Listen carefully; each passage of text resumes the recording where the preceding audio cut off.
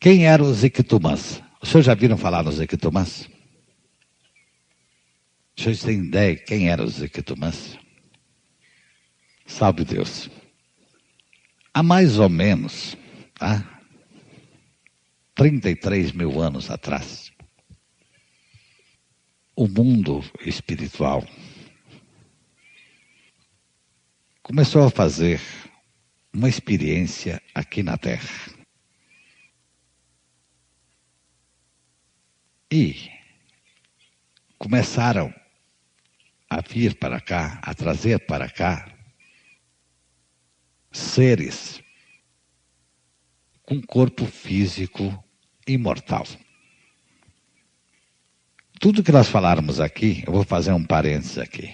Nós vamos falar sobre a nossa família espiritual, tá bem? Não vamos devagar sobre outras famílias espirituais. Existem mais famílias espirituais que habitam esse planeta. Mas nós vamos falar da nossa família e do caminho de volta para a nossa casa. Tá bem assim? O de volta para casa, que eu falo, é a volta para a nossa pátria, nossa terra definitiva, nossa evolução. Tudo bem assim?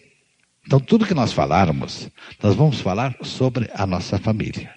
Nós viemos de um lugar muito distante daqui, de uma outra galáxia, de um planeta que nós chamamos de planeta mãe. E muitos o chamam de planeta monstro. E outros o chamam de capela. Salve Deus. Então começaram a fazer uma experiência com os capelinos. Os capelinos vinham para cá, ficavam aqui 200, 300, 400 anos e depois eram resgatados de volta. Quer dizer, eles não morriam, não desencarnavam. O corpo deles era indestrutível. Contudo, como sempre, nós, não sei se todos nós, mas muitos de nós, começamos a nos rebelar contra a orientação que vinha de nossos mentores, vamos dizer assim, de nossos superiores. E fomos nos desviando completamente, não aceitávamos mais a orientação, até que, num determinado momento, veio uma estrela, um meteoro, e nos enterrou todos. Nós habitávamos onde é hoje o Lago de Titicaca. E ali, o Pai Santa Branca diz que caiu uma lágrima do céu e nos enterrou. Debaixo daquela água, em alguns lugares, ainda existem as carcaças dos Iquitumãs. Essa foi a primeira experiência da nossa família espiritual aqui na Terra. Tá certo? Mais tarde, nós tivemos uma experiência em Machu Picchu. Ali nós já viemos como jaguares, já viemos em outras condições, já viemos num corpo animal. Estou dando só assim uma pincelada, depois nós vamos ver lá na frente com mais detalhes, tá? À medida que a mente dos senhores for assimilando, nós vamos abrindo esse leque, tá bem? É só para que as pessoas comecem.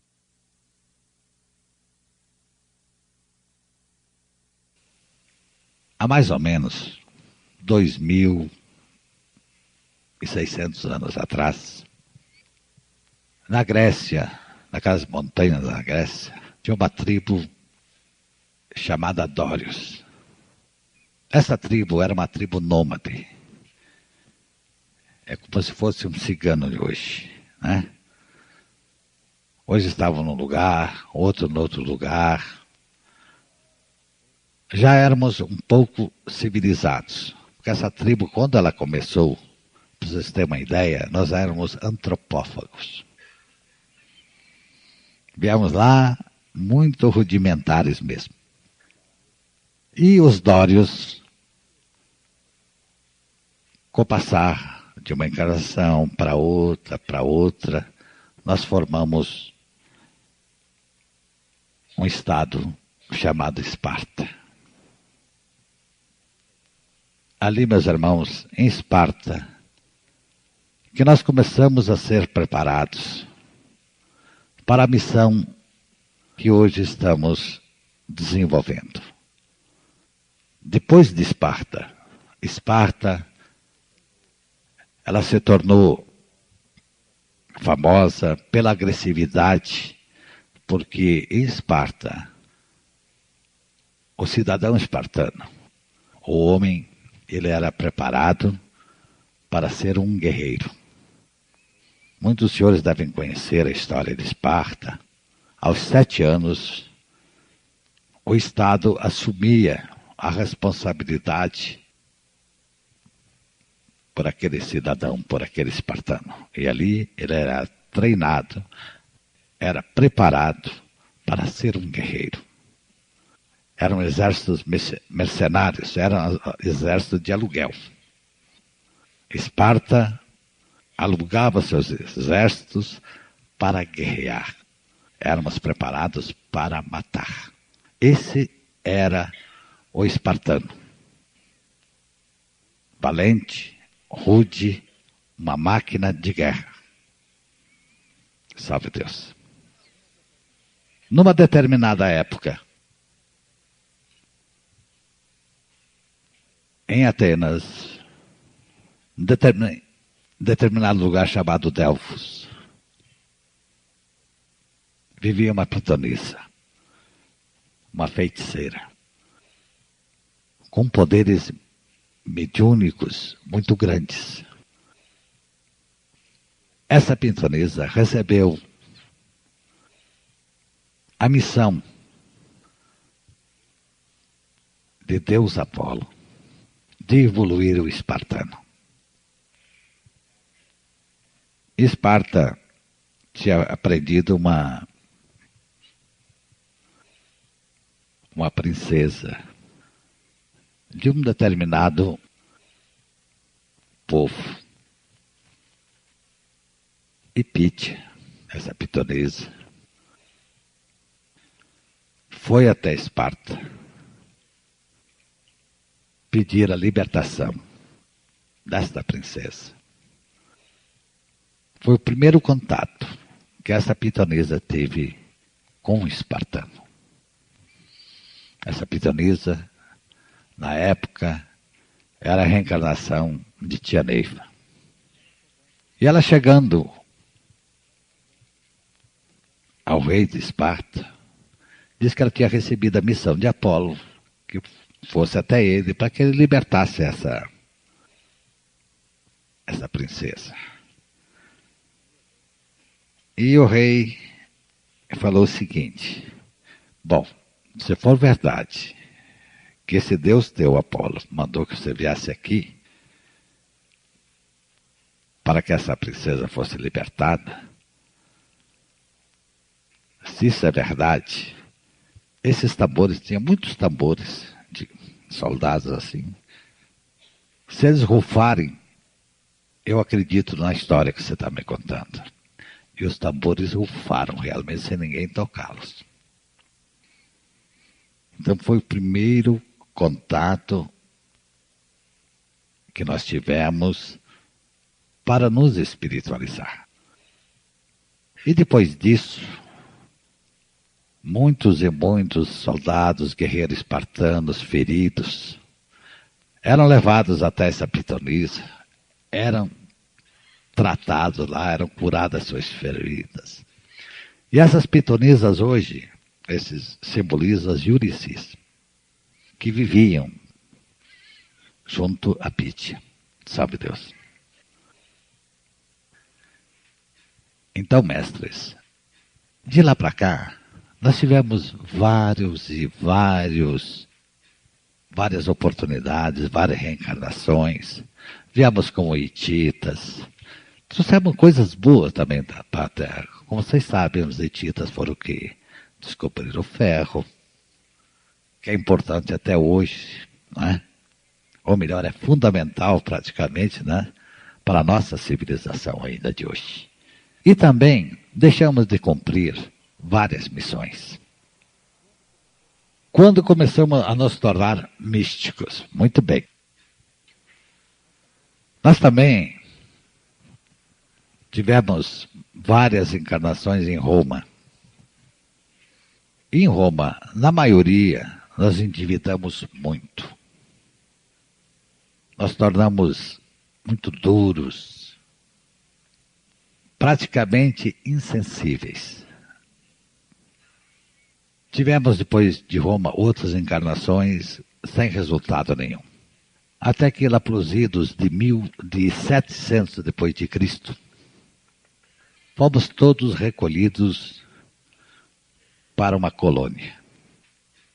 À medida que íamos desencarnando, éramos levados para essa colônia. E lá ficamos por 100 anos nessa colônia espiritual, tá bem? Vocês estão me entendendo? Dá para entender? Nessa colônia nós ficamos 100 anos sendo doutrinados. Vocês imaginem que beleza que nós éramos. 100 anos. E hoje nós queremos que com a primeira doutrina o nosso cobrador nos deixe em paz, não é isso? Vai para o Angical, poxa, doutrinei, não me deixa em paz, está demorando, que cobrança esquisita. Agora você imagina nós ficarmos 100 anos num plano espiritual, desencarnados, sendo doutrinados. Depois disso, tivemos novamente a oportunidade de reencarnar. E começamos a reencarnar onde é a Rússia hoje, na Rússia. E formamos uma tribo de ciganos. E lá nós formamos uma tribo chamada Kakshimosh, tribo de ciganos. Voltamos nômades também. Cigano é nômade. Mas já místicos. As ciganas já liam a mão, já previam o futuro. E tivemos várias encarnações como ciganos. E a nossa lei era o seguinte: o filho primogênito do nosso rei, cigano, o substituía. Quer dizer, o mais velho, o homem mais velho, substituía, seria o rei da tribo. Contudo, um rei por nome Brás teve gêmeos, 2 homens. Como sempre, o destino nos colocando em prova. Quando esses 2 jovens cresceram, quer dizer, o nosso rei seria aquele que nasceu primeiro, né? Mas o outro não concordou. E a nossa tribo se dividiu de novo. Uns ficaram com quem realmente de direito era o rei, e outros seguiram. E esses que seguiram, no caso o irmão do rei de direito, enfrentaram uma tempestade e foram devorados por lobos.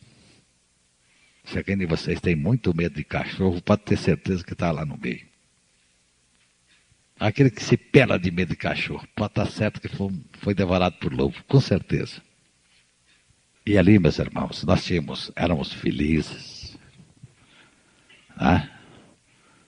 Místicos. Enquanto as ciganas olhavam a sorte e dançavam nas praças, os ciganos iam roubar cavalo, né? Como sempre.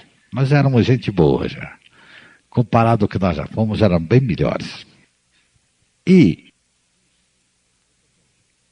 no decorrer do tempo, tivemos essa oportunidade. Agora, aqui no Brasil,